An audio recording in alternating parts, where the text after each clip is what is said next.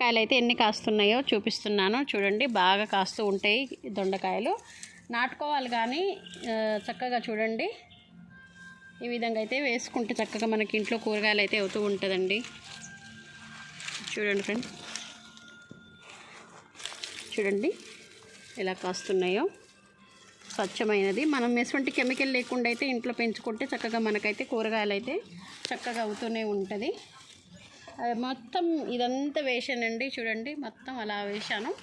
అక్కడైతే కాయలు బాగా కాస్తున్నాయి చూడండి ఫ్రెండ్స్. ఇక్కడైతే చక్కగా ఎన్ని కాయలు అయితే ఉన్నాయో చూడండి ఫ్రెండ్స్. దొండకాయలు అయితే ఇలా మనం ఎటువంటి కెమికల్ లేకుండా పండిస్తే చూడండి ఎన్ని కాయలు అయితే ఉన్నాయో.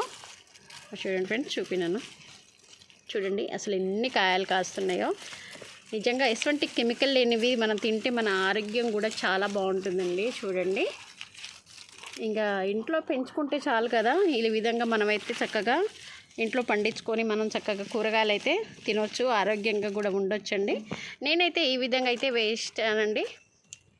నాకైతే చాలా ఇష్టం ఇలా ఇంట్లో కూరగాయలు వేసుకొని ఇలా పండించి తినడం అంటే నాకు చాలా ఇష్టం అండి.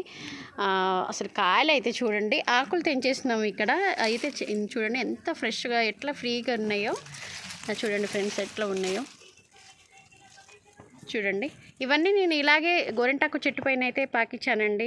చూడండి, గోరింటాకు చెట్టు పైన అయితే మొత్తం పాకిచ్చాను.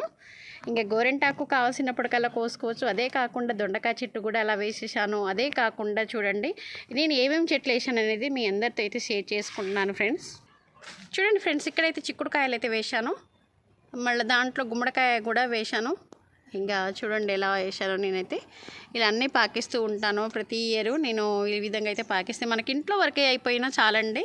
నాకైతే ఇంట్లో వరకే ఉంటేనే చాలు. నాకు కూరగాయలు అయితే స్వచ్ఛమైన కూరగాయలు పండించుకొని తింటే ఆరోగ్యం కూడా చాలా బాగుంటుంది కదా. మరి మీరు కూడా ఇంట్లో ఇలాగే పెంచుకుంటున్నారండి. మన ఆరోగ్యమే మహాభాగ్యం. ఆరోగ్యంగా ఉండాలంటే మనం ఇవన్నీ కూడా మనం ఖచ్చితంగా అయితే పాటిస్తూ ఉండాలి.